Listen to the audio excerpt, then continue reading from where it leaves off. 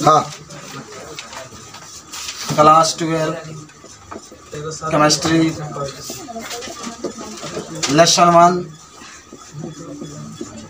Solid है ना, solid state. आज का जो पाठ हम लोग पढ़ेंगे त्रिविमा में निविड़ संकुलन। त्रिविमा में निविड़ संकुलन। दूसरा हम लोग पढ़ेंगे संकुलन क्षमता। पहले तो कुछ सूत्र स्थापित करेंगे। एक सूत्र का त्रिविमा वाला, एक बीमा त्रिविमा वाला कल हम लोग पढ़ लिए थे, आज त्रिविमा वाला पढ़ रहे हैं। ठीक है, त्रिविमा में निविड़ संकुलन सूत्र के बाद स्थापित करेंगे हम लोग। ठीक है ना। उसके बाद से पढ़ेंगे संकुलन क्षमता। संकुलन क्षमता। और उसके बाद से 4 नंबर हम लोग पढ़ेंगे। देखो, आद्य एका कोष्ठिका का संकुलन क्षमता। आद्य एका कोष्ठिका।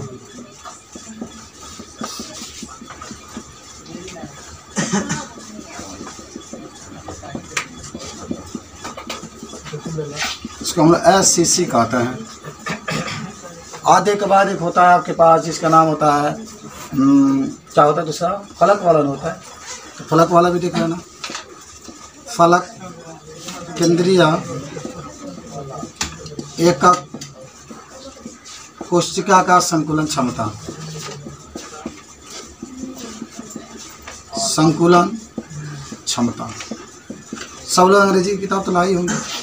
और एक हम लोग पढ़ेंगे अंतः केंद्रीय। चलिए हिंदी पढ़िएगा, रोज नहीं 10 मिनट तो पढ़ो।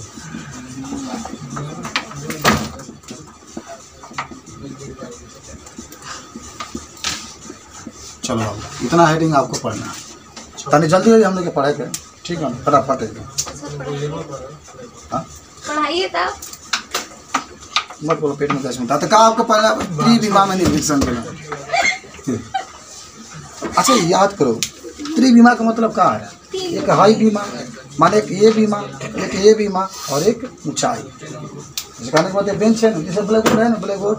तो एक दफ़ा इसकी लंबाई और एक मान एक सच हो गया तो समझो, और आपका एक सच हो गया और ये आपका क्या हो गया वाई अक्ष। जो इसकी मोटाई है ये वाला जेड है, तो उसको हम लोग त्रिविमा में मैंने कहोगे कि जब एक कोष्ठिका में जो अवयवी कण होते हैं, जैसे अवयवी कण होते हैं त्रिविमा में कर दीजिएगा, उसको तीनों बीमाओं में रखते हैं। एक साथ वाई अक्षर क्या होता है जेड। तो होता क्या जानते हो, जैसे मान लो कि हाई हम लोग रख दिए, इसको इस तरीके से सजा कर रख दिए, एक परत हो गया। और ठीक इसके ऊपर एक और सजा कर रखते हैं तो दूसरा का परत हो जाएगा, फिर एक और ही परत। तो इसको हम लोग क्या कहते हैं? इसी कहा जाता है त्रिविमा निविड़ संकुलन। लिखो लिखो लिखो, त्रिविमा वाला निविड़ संकुलन लिखो हेडिंग में।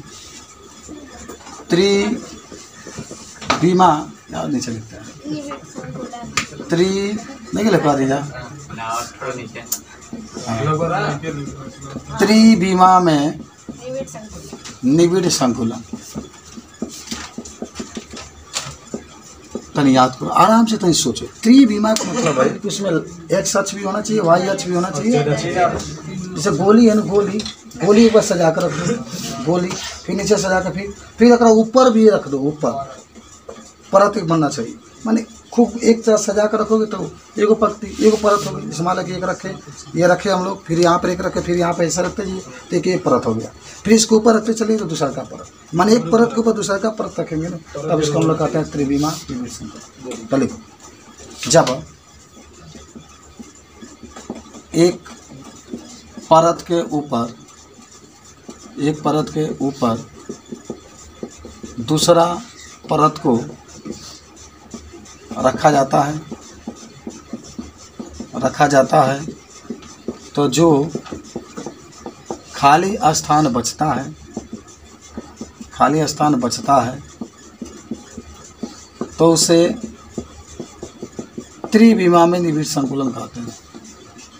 त्रिविमा में निविड़ संकुलन कहते हैं। त्रिविमा में निविड़ संकुलन कहते हैं। इसमें एक्स अक्ष, वाई अक्ष और जेड अक्ष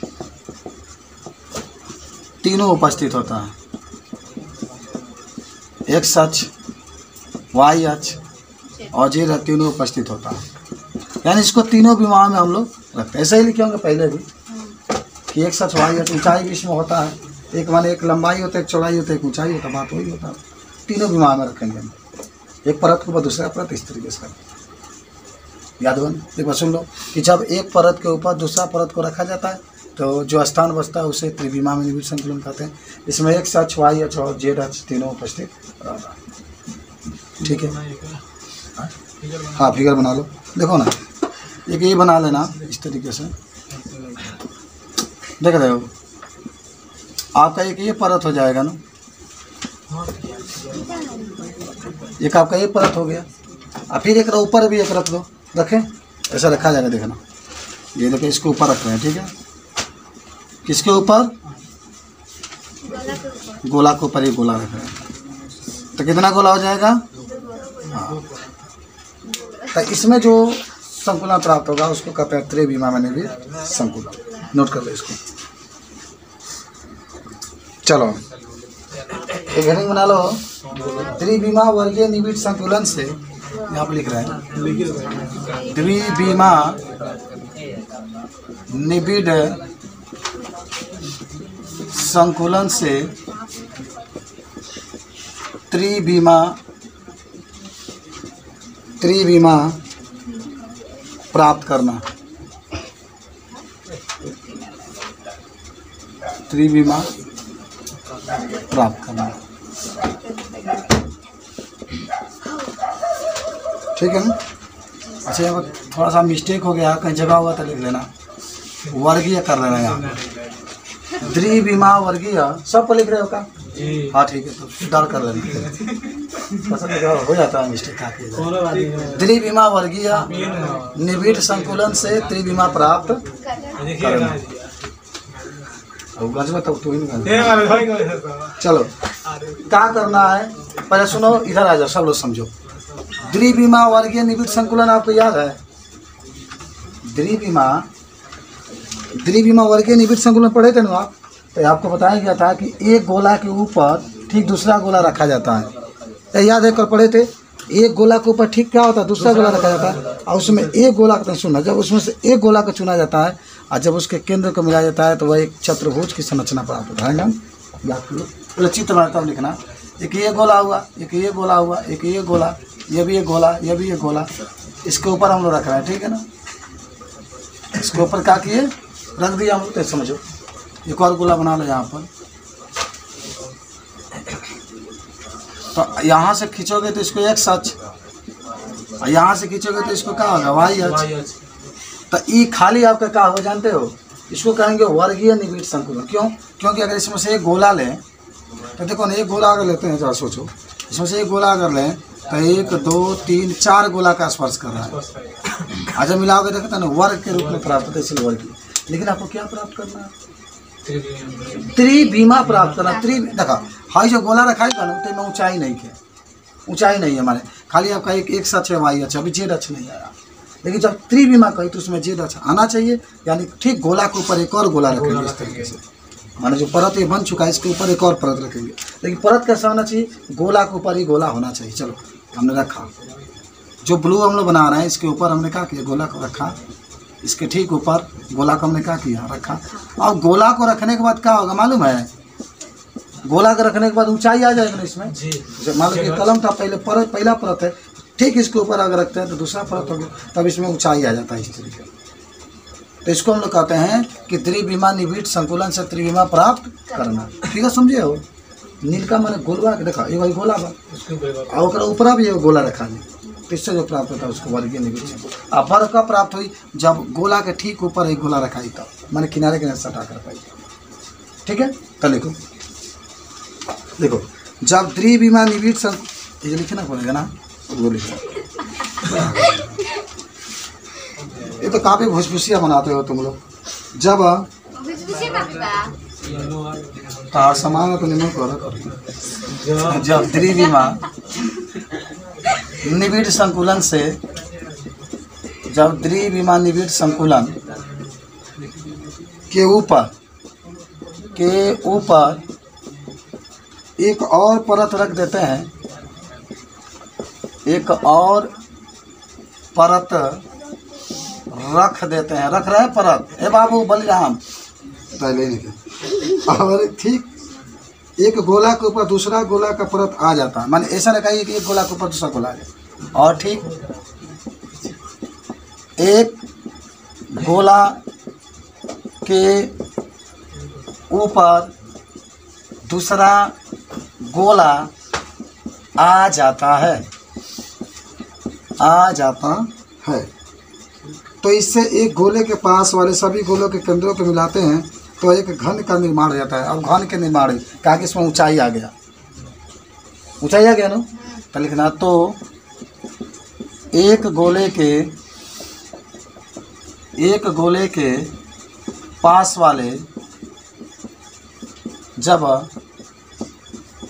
सभी गोले के केंद्र को मिलाते हैं तो एक घन बन जाता है। तो एक घन नीचे लिख लेना, बन जाता है, एक घन बन जाता है, जिसे द्विविमा वर्गीय निबिड़ संकुलन से त्रिविमा प्राप्त करते हैं। जिसे द्विविमा वर्गीय निबिड़ संकुलन से त्रिविमा निबिड़ संकुलन प्राप्त करते हैं।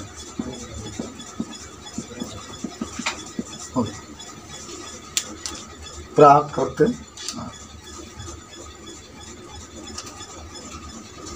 देखो तो समझाते हैं बढ़िया से।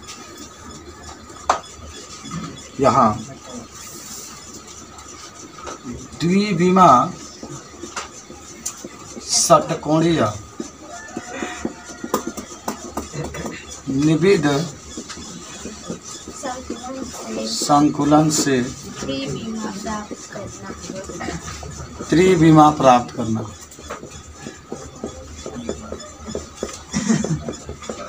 देखो पहले हम इसके चित्र के बारे में आपको थोड़ा समझाते हैं।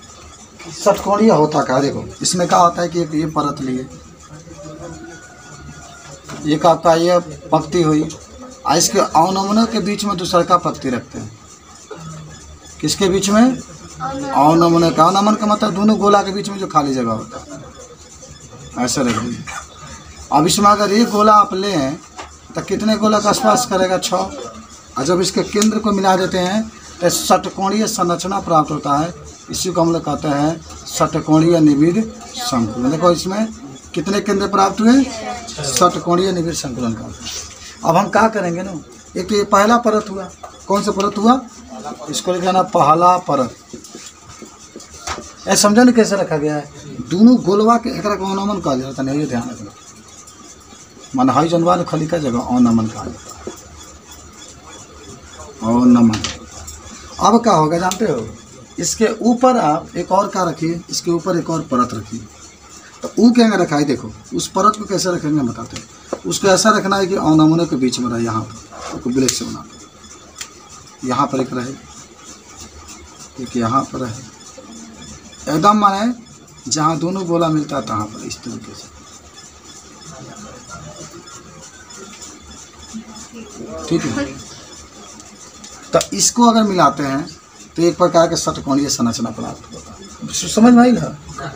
अरे यार तो क्या कर रहा है ना, देखो ये गोला है, जब बनाओगे तो ऐसे ही हो जाएगा। ये है, अब एक ऊपर रखा गया है इस तरीके से। देखो इसके ऊपर इस तरीके से रखा गया है, ऐसे देख रहे हो, जहाँ एक जगह है ऐसा रखा है। समझ में? अरे जहाँ दोनों गोलवा नहीं मिल रहा है, जो जगह आप देख रहे हैं उसी के ऊपर गोलवा का रखा जा रहा है। ये बात अब लिखो, जब द्विविमा षटकोणीय, ऐसे लिख लो इजी से, जब द्विविमा षटकोणीय परत के ऊपर एक और परत रखा जाता है। एक और परत रखा जाता है जो उनके अवनमनों के बीच में होता है, जो उनके सही भी जो उनके अवनमनों के बीच में होता है, अवनमनों के बीच होता है।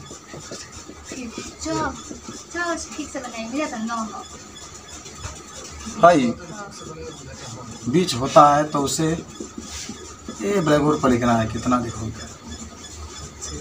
द्विभीमा षट्कोणीय निबिड़ संकुलन से त्रिभीमा प्राप्त हो जाता है।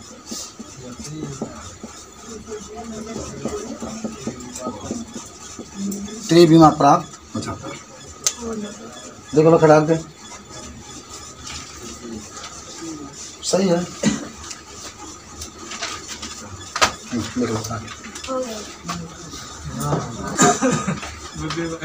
हाँ हो गया। ऐसे सुनो, तीन को पहले गोला लो, एक ये गोला, एक ये गोला और एक ये गोला। कितना गोला? 3 गोला। इसके ऊपर एक और गोला रखो जो इसके एक रखो अवनमन कहा जाता है। बाबू पिंटू बाबू जो खाली स्थान बा उसको अवनमन कहा जाता है। आज चौथा ये गोला के ऊपर रख देंगे, अवनमन के मान ऊपर ही रखा गया। तो अब सुनो, हैने से मुना गया, मैंने इधर से देखोगे ये दिखाई नहीं देगा। मान लो कि 3 गोला ये हो गया, 1 2 3, ऊपर हैने से रख देगा तो ये अब तारा दिखाई नहीं देगा। उधर से देखोगे तो छेद तुमको दिखाएगा उधर से। अब 3 गंगे सजा के हैने से लगा दो तो इधर से तुमको छेद दिखाई देगा। छेद माने खाली स्थान। तो उसी को हम लोग कहते हैं चतुष्फलकीय ऋक्तिका। चतुष्फलकीय क्यों कहते हैं? क्योंकि इसमें कितने गोले हैं? 4 गोले हैं। तो देखो 4 गोले को जब एक विशेष विधि से रखते हैं, ये 4 गोले से जो ऋक्तिका प्राप्त होती है उसको भी से रखते हैं, तो जो अच्छा ऋक्तिका माने जानते हैं ना? हाँ, जो ऋक्तिका प्राप्त होता है तो उसे चतुर तो पढ़े नहीं क्या आ रहा है,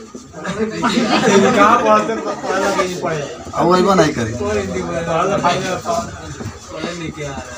तो उसे चतुष्फलकीय ऋक्तिका कहते हैं। इसमें 3 गोले के ऊपर चौथा गोला उसके अवनमनों के ऊपर रखा जाता है।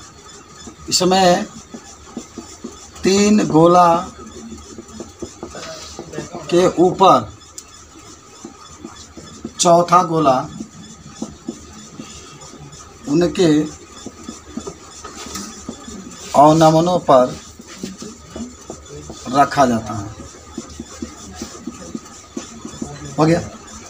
एक ही भुलाओगे क्या तुम लोग इसको जी? मैं 3 गोला रखा उसको ऊपर एक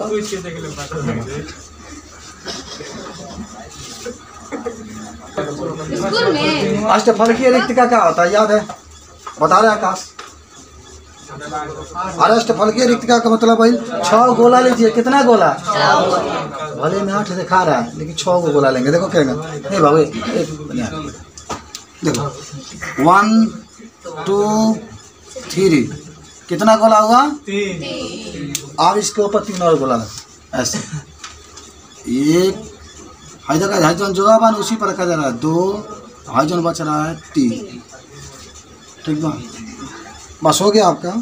अब कुछ ना कुछ जगह यहाँ पे देखो खाली बच जाएगा, उसी को हम लोग कहता है अष्टफलकीय ऋक्तिका। देखो जब 6 गोले को एक निश्चित क्रम में व्यवस्थित करते हैं, निश्चित क्रम में व्यवस्थित करते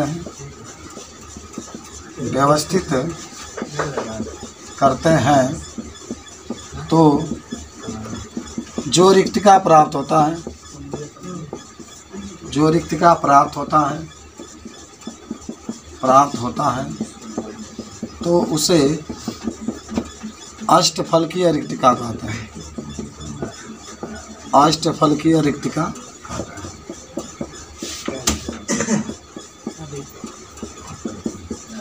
इतना हो गया, समझ गए सब लोग। नोट में जरूर एक चीज लिख लेना, नोट में एक जरूर चीज लिख लेना। आप लोग लिखे भी होंगे 1 2।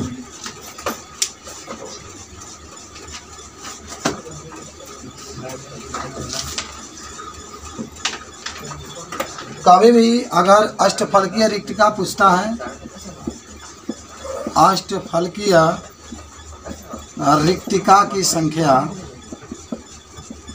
तो हमेशा हम लोग क्या लिखेंगे, तो याद रखना जब भी अष्टफलकीय रिक्तिका की संख्या पूछेगा तो हम लोग लिखेंगे n, ठीक है। और जब चतुष्फलकीय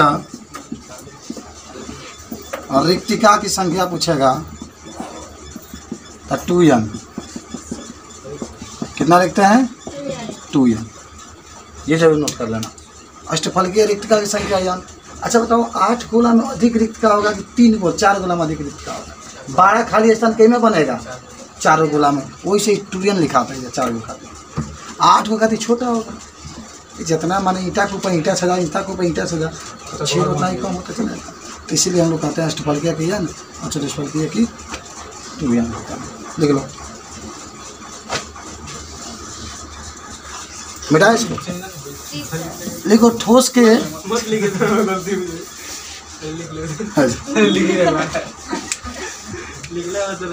ठोस का घनत्व का सूत्र, ठोस का घनत्व का सूत्र। अच्छा पढ़े हैं, एक चीज बताया गया था, काची ये हो घनत्व बराबर होता है द्रव्यमान बटा आयतन। घनत्व बराबर द्रव्यमान बटा, हाँ। तो देखो अब ऊपरा क्या हो जाएगा, समझते हैं ना? ऊपरा आपके पास हो जाएगा, ऊपर साथे आ जाएगा, जानते हो का? जेड आ जाएगा, जेड का आ जाएगा, जेड। और जेड को हम लोग कहते हैं प्रभावी कणों की संख्या। और नीचवा आ जाएगा अवगाद्रो संख्या n। का आ जाएगा n। लिखे होंगे, बाद में लिखे होंगे, आगे पीछे लिखे होंगे। हो गया। तो घनत्व बराबर आपके पास का आ जाएगा, ये आपके पास आ जाएगा। घनत्व के बाद जब भी आपसे पूछा जाएगा तो ये तो है, ठीक है।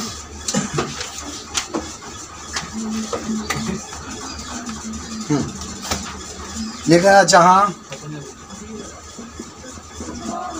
d घनत्व है, z प्रभावी कणों की संख्या है ना जी, प्रभावी कणों की संख्या। आयम का है द्रव्यमान, अभी n एक का है अवगाद्रो संख्या, अवगाद्रो संख्या। एक मान बोलो, हाँ 6.0223 गुणे 10 के ऊपर 23 होता है, हमेशा फिक्स होता है, याद कर लेना। अभी का है आयतन, माने घन का आयतन, घन का आयतन सूत्र जानते वालों की, भी का जब हमेशा एक क्यों लिखा ना, आय का है घन का भुजा, ये घन का भुजा, नोट कर लीजिए, ये घन का भुजा।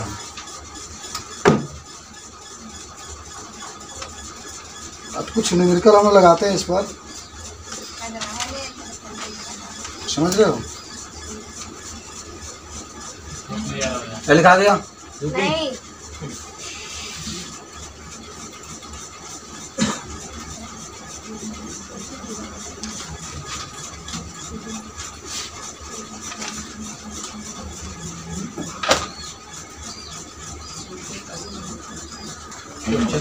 नंबर लिख लो। पहला सवाल में घनत्व आपको निकालना है, ठीक है।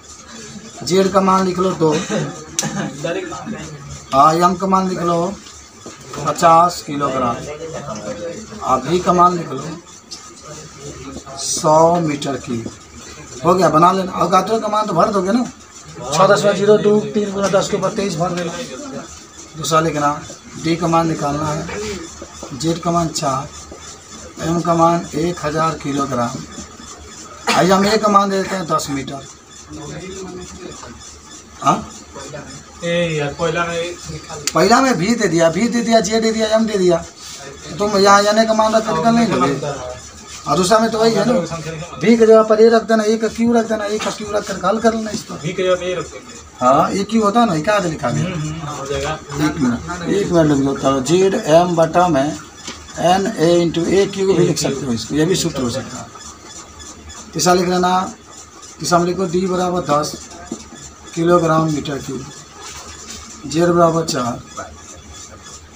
एन भी का मान लिख लेना 50 और एम का मान आपको निकालना। ये 3 सवाल आपको देते हैं, लगाइए। ठीक है 3 लगा लेना, नहीं घर से लगा लेना। तो पाठ 6 हम लोग पढ़ रहे थे, पढ़ लो चलो। पाठ 6 में कल पढ़े थे, याद करो, प्रेरित बाल धारामापी कुंजी वगैरह पढ़े थे, ये पढ़े थे ना। देखो आज हम लोग पढ़ने वाले हैं फैराडे के 3 प्रयोग। पहले तो आपको देखिए पाठ जो पढ़ रहे हैं हम लोग 6 है, फिजिक्स क्लास 12 फिजिक्स लेसन 6। देखो आज जो हम लोग पढ़ेंगे फैराडे और हेनरी जो वैज्ञानिक है वह 3 प्रयोग कर रहे हैं, उसके बारे में हम लोग पढ़ेंगे। समझ लो बात को। उसके बाद से हम लोग चुंबकीय फ्लक्स दिया एक बार और इसको पढ़ लेंगे, और उसके बाद से फैराडे ने 2 नियम दिया तो उसके बारे में हम लोग पढ़ेंगे, ठीक है। और उसके बाद से बस इतना ही पढ़ करके खूब न्यूमेरिकल हम लोग लगाएंगे। चलिए पहले आते हैं, का पढ़ना है। जो पहला आप पढ़ेंगे उसका नाम होगा फैराडे और हेनरी का प्रयोग, माने 3 प्रयोग। और दूसरा आपका होगा चुंबकीय फ्लक्स,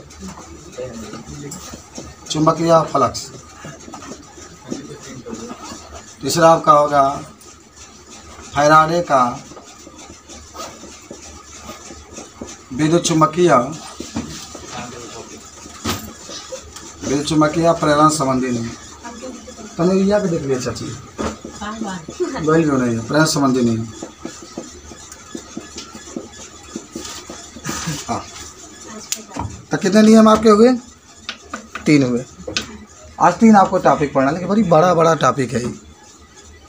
फैराडे और हेनरी का प्रयोग, क्या धारामापी का प्रयोग करें थे हूँ, एक चुंबकीय फ्लक्स और फैराडे का विद्युत चुंबकीय प्रेरण। अच्छा आप 10 में पढ़े थे, फैराडे का विद्युत चुंबकीय प्रेरण संबंधी नहीं याद है? फैराडे के नियम याद है? वो याद बनिया नहीं याद।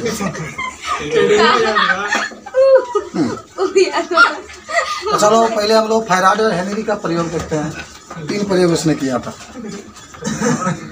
हाँ चलो फैराडे और हेनरी 2 वैज्ञानिक आते हैं, 3 प्रयोग करते हैं। देखो कौन कौन। बहुत आसान चैप्टर है बाबू। प्रयोग संख्या 1 देखो, किसमें क्या लगाते हैं। ये करते ही हैं कि सबसे पहले वो कुंडली लेते हैं। क्या लेते हैं? हाँ देखो पहला प्रयोग हम बता रहे हैं। प्रयोग संख्या 1 किसका प्रयोग है मालूम है? ये देखो, ये बाबू ये सुन, देखो कभी कभी जब कोई चीज़ ऐसा आ जाता है जो कि बहुत ध्यान से समझा जाता है। ये फैराडे का प्रयोग है, नियम नहीं है, प्रयोग है। 3 प्रयोग है किए। तो किए का देखो कितना अच्छा हम बताते हैं। सबसे पहले वह एक कुंडली लिए। कुंडली का मतलब क्या हुआ? तार। कुंडली क्या है? भाई तार है, तार को नोच वगैरह का गोला बना दो, वही कुंडली क्या है। तार लो, तार को नोचो गोला बना दो तो 2 तारवा रही न। जैसे तार है और तार को घुमा तो इस तरीके से गोला बन गया, तो तारवा में 2 तार होगा ना। और ये 2 तारवा के तनी खींच के लिया के बैटरी से जो है प्लस और माइनस तो एक कुंडली बन गई। क्या बन गया? तो चलो पहला प्रयोग में क्या किए वो सब दोनों मिल करके, हेनरी और का फैराडे दोनों मिल करके एक कुंडली लिए। हम देखो बना रहे हैं चित्र। का लिए? एक कुंडली है, ठीक बा। कुंडली ले करके इसमें तार से जोड़ करके, सब तार है, और लिया करके गैल्वेनोमीटर से इसको जोड़ दिए। किससे जोड़ दिए? अरे गैल्वेनोमीटर का मतलब था कि इसमें धारा नहीं बहेगा। इसमें धारा, गैल्वेनोमीटर की हिंदी में क्या कहते हैं? धारामापी कहते हैं यार, तुम लोग ये भी नहीं जानते हो, अंग्रेजी शब्द आपके आगे। इसमें धारा बहेगा बताइए में धारा बहेगा? क्यों नहीं बहेगा? क्योंकि इसमें बैटरी लगाया ही नहीं गया यार। इसमें बैटरी नहीं लगा, माने गैल्वेनोमीटर लगा, गैल्वेनोमीटर माने स्टेबलाइजर बा, वो धारा के मान के बताओ लेना ही लेला तो उसमें लिया के तार जोड़ दो, टीवी वाला तार जोड़ दो और स्टेबलाइजर के बोर्ड में ना खोसो तो में जाएगा क्या धारा। वह हाल इसका है। अभी इसमें धारा नहीं बहेगा तो धारा बहवाना है, धारा क्या करना है? तो कहा कि ये देखो कब धारा बहेगा? जब चुंबकीय बल रेखाओं की संख्या में परिवर्तन करेगा। तो किए कहा जरा सोचो ध्यान से देखना। एक चुंबक लिए, का लिए यन लिए और फिर का लिए यस लिए। अभी पहला प्रयोग के बाद बताया। आज चुंबक को इसके पास लेकर आए, किसके पास लेकर आए? कुंडली। तो जब कुंडली के पास लेके जाएंगे ना तो चुंबकीय बल रेखाएं बहुत अधिक गुजरेंगी। नज़दीक जितने रहेगा उतना ही हमारे लगाव बढ़ता है, आकर्षण बढ़ता है। चलो भाई चुंबकीय बल, चलो जी को बाहर लिख देते हैं। तो ये बात अब करा, जब इसको पास लेकर आए, किसको लेकर आ रहे हैं? चुंबक को। तो चुंबकीय बल रेखा की संख्या में परिवर्तन हुआ। और मान लो कि कभी कम जाए, इधर उधर जा रहा है तो चुंबकीय बल रेखा की परिवर्तन हुआ तो धारा बहने लगा। तो धारा बहने लगा तो क्या हो जानते हो? मान लो जब धारा बहने लगा तो गैल्वेनोमीटर का जो सुई था ये दाहिने ओर झुक गया, दायां भाग की ओर क्या हो गया? झुक गया। मान लो अब दूसरा का प्रयोग में क्या किए? देखो पहला प्रयोग माने पहला ए वाला चित्र, पहले प्रयोग में ए वाला। अब बी वाला में क्या किए कि गैल्वेनोमीटर लिए और इसमें क्या किए? तारवा तो लगाना ही पड़ेगा ना, तारवा लिए और तारवा लेकर के फिर गैल्वेनोमीटर से जोड़ दिए। अब ये चुंबक है तो चुंबक को जानते क्या किए? उस सब चुंबक लेकर के यन और यस होता है ना दोनों। अब इसको दूर लेकर गए, दूर के मतलब लेकर जा रहे हैं तो चुंबकीय बल रेखाओं की संख्या में कमी होगी। क्या होगी? मतलब जब नज़दीक लेकर आओगे ना तो अधिक चुंबकीय बल रेखाएं गुजरेंगी, अच्छा दूर लेके जाएंगे तो कम। अरे निकलेगी तो सब बल रेखाएं, लेकिन कुछ यहीं से हने निकल जाएगी, हने निकल जाएगी, इस तरीके से कम होगी। तो इसमें भी देखे कि धारा बह रही थी, लेकिन अब जो धारा मापी था विपरीत दिशा में ऐसे घूम गया। ऐसे क्या हो गया? घूम गया। अभी बायां दिशा की ओर कौन घूम गया? धारा मापी। तो देखो तो दिमाग लगाओ हम क्या बता रहे हैं। फिजिक्स का मतलब क्या है? प्रयोग। फिजिक्स का मतलब छापने से कुछ नहीं होता। देखो दो प्रयोग किए। अब इसी तरीके से सी नंबर में देखें, ये काली है, क्या है? का गोल गोल क्या बना रहा है? कुंडली। हाँ इतना जान कर तो फिजिक्स में तुम लोग 70 में 60 नंबर आ जाए, खाली कुंडली जान गए तो ये तो सीख अपना लाइफ में ना। हाँ तो बहुत भाग के बात रही। अब हम लोग लेते हैं चुंबक। क्या लेते हैं? चुम्बन ना, चुंबक लेते हैं। और चुंबक यश ध्रुव इसके पास लेकर आएंगे। क्या लेकर आएंगे? यश ध्रुव। तो यश ध्रुव जब देखो, जब यन ध्रुव लेकर आ रहे थे तो है ना उल्टा जा रहा था ना, तो जब यश ध्रुव लेकर तो बायां भागेगा। समझ रहे हो? कहाँ भाग रहा है? बायां भाग रहा है। तनी बहुत ध्यान से पढ़ना इसको, प्रयोग आदमी भुला जाता है। समझ रहे हो बात को? चलो ये बायां भाग, बहुत आसान चैप्टर है, पढ़िए ना। ये तो सी नंबर था। अब डी नंबर में भी एक काकी, अब इसको दूर लेके जाएंगे ना। देखो ये चिन्ह ये बता रहा है ना, ये चिन्ह बता रहा है कि पास आ रहा है, ये चिन्ह बता रहा है पास आ रहा है, ये चिन्ह बता रहा है दूर जा रहा है। ये देख रहे हैं? हाँ मतलब चिन्ह के हिसाब से बता देंगे। फिर कुंडली लिए, फिर तार लिए, फिर इसको लिया किससे जोड़ दिए? हाँ धारा मापी से। आज नहीं चुंबकवा है यस और यन, अब इसको दूर लेकर के जाइए तो चुंबकीय बल रेखाओं की संख्या में कमी होगी। अभी भी इसमें विक्षेप उत्पन्न होगा, लेकिन अब क्या होगा? उल्टा होगा। तो इस तरीके से आपके चुंबकीय बल रेखा की संख्या में प्रयोग में वो क्या किए? दिखाए। अब बताओ इसको लिखाना पड़ेगा कि आप समझ गए हैं?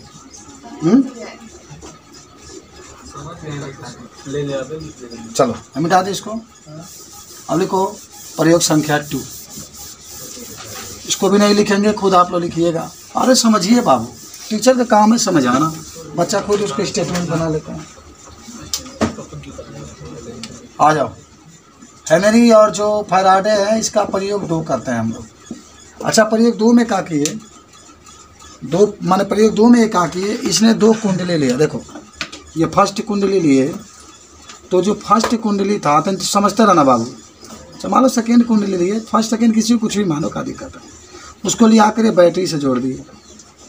किसे जोड़ दिए? बैटरी से। अच्छा देखो कुंडली का अंग्रेजी में क्वाइल कहा जाता है, इसलिए आप इसको अगर प्रथम कुंडली मानते हैं तो C1 मान लो। प्रथम है तो क्या मान लो कि C1, और इसी के पास एक दूसरा कुंडली भी लेकर आए, दूसरा कुंडली भी लगा दिए, और जो दूसरा कुंडली था उसको वह कहा किए कि धारामापी से जोड़ दिए, तभी तो पता चलेगा कि धारा बह रहा है। धारामापी जहाँ होगा गैल्वेनोमीटर अंग्रेजी में कहते हैं, इसको जी हम लोग प्रदर्शित किए। माने पहला में तो देखे थे चुंबक और कुंडली की बात थी, इसमें वो 2 कुंडली लिए। पहला कुंडली को उसने किससे जोड़ दिया था? बैटरी से। किससे जोड़ा? हाँ चलो। और दूसरा कुंडली को उसने क्या किया? धारामापी से उसने जोड़ दिया। अब उसने किया कहा कि इस कुंडली को इसके पास लेकर आया, चलो इसके पास लेकर आया, इसके पास लेकर आया तो उसने देखा कि चुंबकीय बल रेखाओं की संख्या में परिवर्तन होगा। ये मर्द है कि दूर करवा तो कम हो या कि पास लिए बात हाई वाली चीज़ हम बता रहे हैं, याद रखना। अगर इसको गति अगर आगे पीछे नहीं कराओगे तो चुंबकीय बल रेखा की संख्या में कोई परिवर्तन नहीं होगी, तब इसमें कोई विक्षेप उत्पन्न नहीं होगा। माने अगर गति कराओगे तब विक्षेप, दूर ले जाओगे तब माने हिलाते रहोगे तभी विक्षेप इसके अंदर उत्पन्न होगा। अगर इसको हिलाते रहोगे, चाहे इसको हिलाते रहोगे, दोनों में से कोई हिलाओ तभी विक्षेप उत्पन्न होगा। अगर दोनों में से दोनों को स्थिर रख दें, गति ना कराएं तो कोई विक्षेप उत्पन्न नहीं होगा। बात समझ रहे हो? तो मेरा कहने का मतलब है कि उसने कहा कि जब इस कुंडली को जिसमें बैटरी लगा था जब इसके पास लेकर आए तो चुंबकीय बल रेखाओं की संख्या में परिवर्तन हो गया, जिससे धारामापी में क्या उत्पन्न हो गया? विक्षेप उत्पन्न हो गया। और मान लो कि जब कुंडली को ये पास लेकर आए तो दाहिने तरफ अगर विक्षेप उत्पन्न हुआ तो फिर जब कुंडली को दूर लेकर जा रहे थे तो बाएं तरफ विक्षेप उत्पन्न हुआ। और इस प्रकार उसने दिखा दिया कि अगर हम लोग 2 कुंडली लें, अगर चुंबक ना लें और एक कुंडली को बैटरी से जोड़ दें और दूसरे कुंडली के पास अगर लेकर आते हैं या दूर जाते हैं तभी चुंबकीय बल रेखाओं की संख्या में परिवर्तन होता है। अगर कुंडली को इसके पास लेकर आते हैं विक्षेप दाहिने तरफ होता है, तो जब कुंडली को दूर लेकर जाते हैं तो विक्षेप किसके तरफ हो जाता है? बाएं तरफ हो जाता है। यही तो दूसरा प्रयोग है। आज आराम से समझो यार, उसने 2 कुंडली लिया, प्रथम कुंडली को उसने बैटरी से जोड़ दिया। किसने लिया भाई? फैराडे और हेनरी ने। पहले कुंडली को बैटरी से जोड़ दिया, दूसरे कुंडली में धारामापी लगा दिया। धारामापी से लगा कि इसमें धारा बह रहा है कि नहीं, उसको जांच करने के लिए। तो पहले कुंडली को इसके पास लेकर आया तो देखा कि कुंडली से गुजरने वाले चुंबकीय बल रेखाओं की संख्या में परिवर्तन हो जाता है, जिसके कारण इसके अंदर विक्षेप उत्पन्न हो जाता है। और विक्षेप ये बताता है कि दूसरे कुंडली के अंदर धारा क्या हो गया? उत्पन्न हो चुका है। इसमें कहाँ बैटरी तो कुछ भी नहीं लगा, लेकिन इसके कारण इसमें धारा उत्पन्न हो गया। और जब इसको दूर लेकर गए तभी देखा, तभी इसने धारामापी में धारा उत्पन्न हो गया, लेकिन पहले के विपरीत होता है। यदि हम लोग दोनों को स्थिर रख दें, माने कुंडली इसको और कुंडली में C1 कुंडली C2 गति न कराए, एकदम स्थिर रख दें, तो इसके चुंबकीय बल रेखाओं की संख्या में कोई परिवर्तन नहीं होगा, तब इसमें कोई धारा नहीं बहेगा। बस समझ आई? इस चीज़ को आपको लिखा जाएगा। हाँ चलो चित्र बना लो। प्रयोग संख्या देखो खूब बढ़िया है, समझो।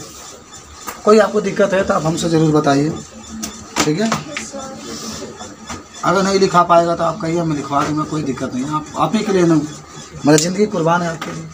आप अच्छा से पढ़े, आप सीख जाए।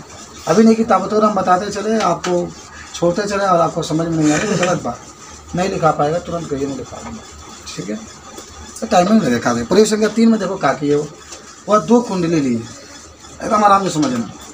अच्छा दोनों, अच्छा चलो आपसे प्रश्न पूछा जाएगा कि फैराडे के पहले प्रयोग में और दूसरे प्रयोग में क्या माने क्या आधारित था। तो चाहे पहला प्रयोग करिए चाहे दूसरा प्रयोग किए, दोनों प्रयोग हमने देखा कि गति करा रहे थे तभी धारा उत्पन्न हो रहा था।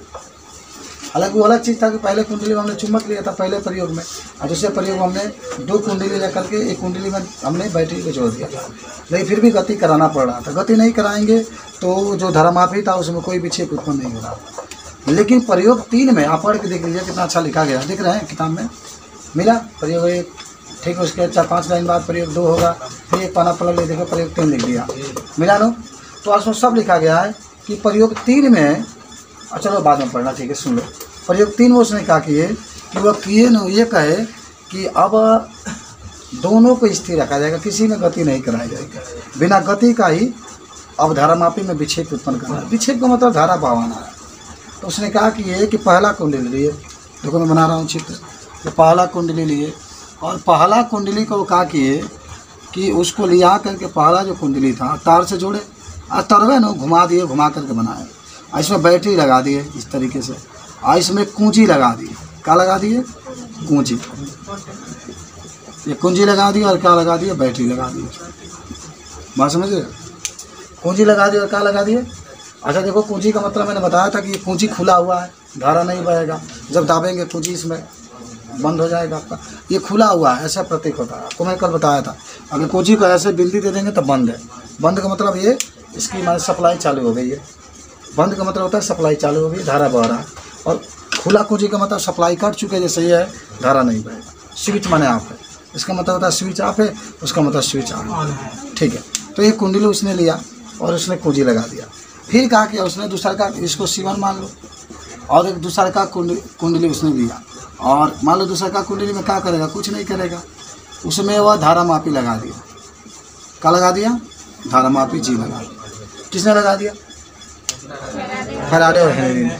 इसने लगा करके इस चित्र को एकदम स्थापित कर लिया। और उसके बाद से क्या किया कि इसने गति कराने की ज़रूरत नहीं थी।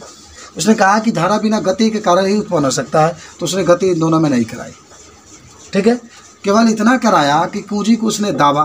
कुंजी को उसने क्या किया? दाबा। चलो दाबा चालू करने के लिए उसने कुंजी को दाबा। जब कुंजी को दाबा तो देखा कि धारा मापी में उसने क्या किया? विक्षेप उत्पन्न हो गया। कुंजी को जैसे स्विच है ना, स्विच को मैंने दाबा, तो जैसे ये स्विच था उसने दाबा तो देखा कि जो धारामापी था इसमें कंपन उत्पन्न हो गया। और दाब करके छोड़ दिया तो कुंजी माने जो इसका धारामापी था एकदम रुक गया। एकदम क्या हो गया? रुक गया। फिर उसने क्या किया? फिर उसने कुंजी को फिर दाबा तो फिर देखा कि धारामापी में विक्षेप उत्पन्न हो गया।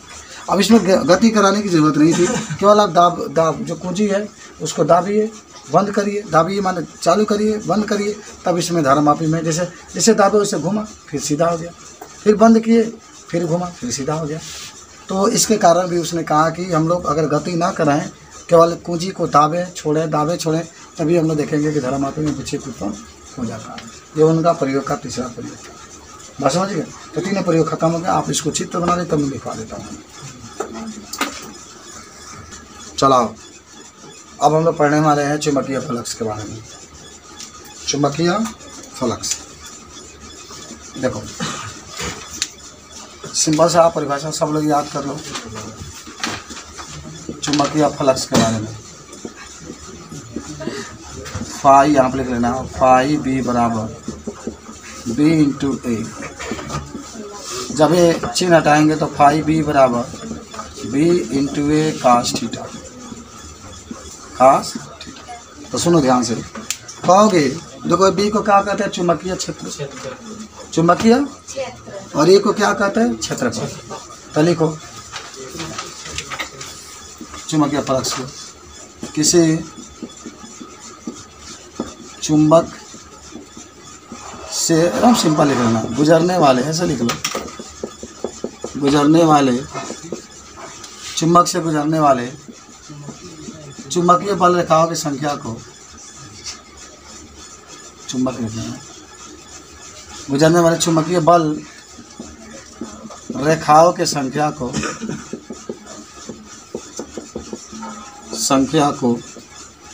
चुंबकीय फ्लक्स कहते हैं।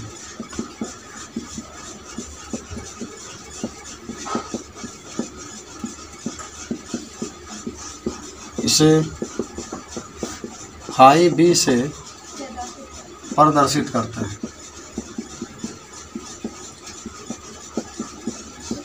इसका मात्रक वेबर होता है। इसका मात्रक वेबर, और यह एक अदिश राशि होती है। अच्छा, बहुत सिंपल है यार, ये तो हम लोग दूसरा बार शायद पढ़ रहे हैं, तीसरा बार, तब वो तुमको याद नहीं होगा। इसका मात्रक बोल दो। सीजीएस में क्या होता है? एमकेएस में वेबर होता है, सीजीएस में गोबर होता है। गोबर मैक्सवेल होता है।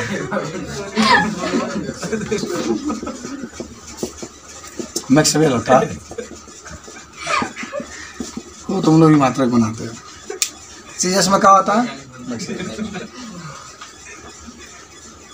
चलो हटाओ चुंबकीय फ्लक्स के।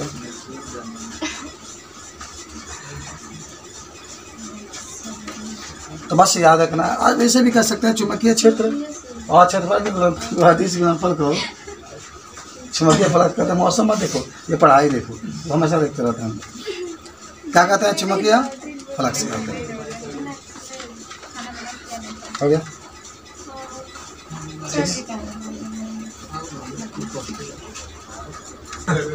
फैराडे के विद्युत चुंबकीय अरे जो 12 में बच्चे पढ़ते हैं ना उनके पास बहुत कैपेसिटी होती है सोचने की। अरे भाई चुंबकीय प्रेरण संबंधी नहीं है, अरे चुंबकीय प्रेरण नहीं है। अच्छा याद होगा 10 में आप याद करिए होंगे, आज याद कर लीजिए 2 नियम इसने दिया था चुंबकीय प्रेरण लिख लो यहाँ पर संबंधी का, लेकिन आप फैराडे ने 2 नियम दिए थे। अच्छा आप फैराडे के नियम इथी में ही पढ़े केमिस्ट्री में, भुला गए होंगे आप, छोड़ो केमिस्ट्री के तरह। फैराडे के 2 नियम हैं।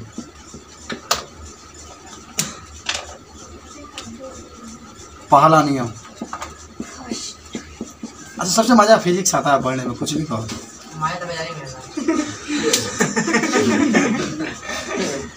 तो पहला नियम उसने क्या कहता पहले सुन लो।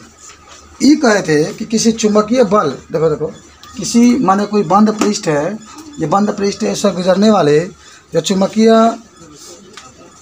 माने किसी जो परिपथ है उसे गुजरने वाले चुंबकीय बल रेखाओं की संख्या में परिवर्तन किया जाता है, तो उसमें विद्युत बल वाहक बल उत्पन्न हो जाता है। और जो विद्युत वाहक बल उत्पन्न होता है वह चुंबकीय फ्लक्स परिवर्तन दर के ऋणात्मक के बराबर होता है। चुंबकीय फ्लक्स परिवर्तन दर के ऋणात्मक क्या होता है, अभी लिखो ना, अभी समझ जाओगे। लिखो किसी बंद पृष्ठ से, देखो बहुत ही इंपॉर्टेंट है, हम बहुत बार ये पूछते हैं, एकदम याद कर लो आज। किसी बंद पृष्ठ से गुजरने वाले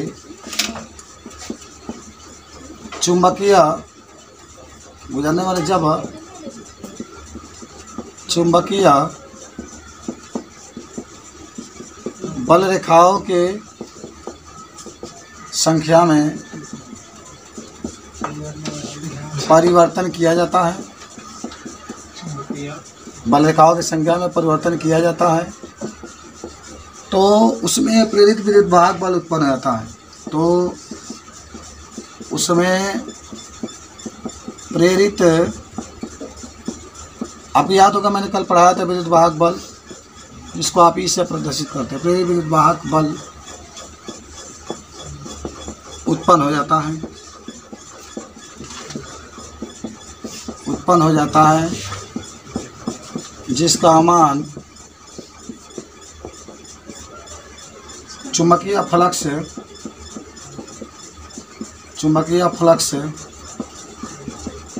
परिवर्तन दर के ऋणात्मक के बराबर होता है।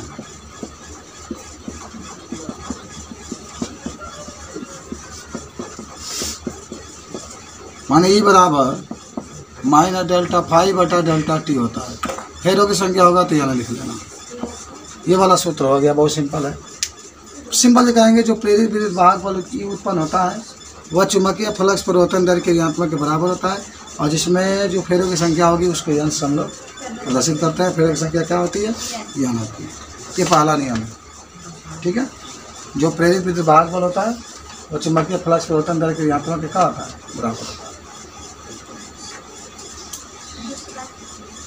हो गया पहला नियम सबको यहाँ। चुंबकीय जो प्रेरित विद्युत वाहक बल होता है चुंबकीय फ्लक्स परिवर्तन दर के ऋणात्मक के बराबर होता है। ये फैराडे का प्रथम नियम। पिंटू कुछ पूछना है, ये देख लो, यह सुनो, ई को हम लोग विद्युत वाहक बल कहते हैं, याद हो गया होगा। और डेल्टा फाइव को चुंबकीय फ्लक्स में परिवर्तन कहते हैं, और डेल्टा टी तो समय होता है, टी का टाइम है, और यह आपका फेरों की संख्या होता है। सब आपको मालूम, लिख लेना अगर नहीं मालूम होगा तो। ये विद्युत वाहक बल होता है, और यह आपकी फेरों की संख्या। डेल्टा फाइव आपका चुंबकीय फ्लक्स में परिवर्तन कहेंगे, और डेल्टा टी आपका क्या होता है, समय होता है। डेल्टा टी आपका क्या होता है, कल इस पर न्यूमेरिकल हम लोग लगाएंगे, खूब अच्छा लगेगा। पहले आज पढ़ लेते हैं इसे, सब लोग लिख रहे। पहला नियम लिखा गया, दूसरा नियम लिखो, मिटाए इसको, मिटाए, देख लेना।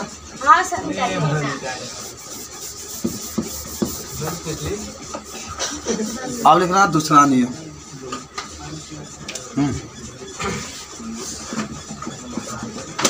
कभी पढ़ते थे किसी कुंडली में उत्पन्न प्रेरित विद्युत वाहक बल सदैव उस कारण का विरोध करता है जिससे वह क्या होता है, स्वयं उत्पन्न होता है। लिख लो, लिखो, किसी कुंडली में उत्पन्न प्रेरित विद्युत वाहक बल सदैव उस कारण का विरोध करता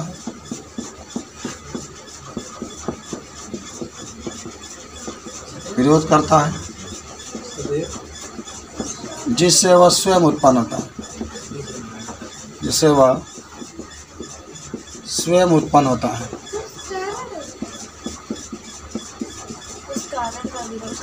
इसे लेंज का नियम भी कहता है। एक मिनट चुप जा रहा हूँ। इसे लेंज का नियम कहता है। लिख रहे तब बोलना।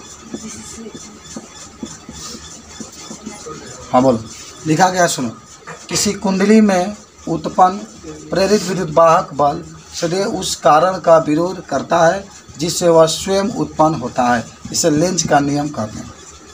कहा हमारी कुंडली हो गया, इसमें जो विद्युत वाहक बल उत्पन्न होता है ना, सदैव उस कारण का विरोध करेगा जिससे उत्पन्न होगा। वही तो बात है। इसी को हम लोग दूसरा नियम कहा जाता है। ठीक है। किसी कुंडली में उत्पन्न प्रेरित विद्युत वाहक बल सदैव उस कारण का विरोध करता है जिससे वह क्या होता है, स्वयं उत्पन्न होता है। ठीक है। लिखा गया।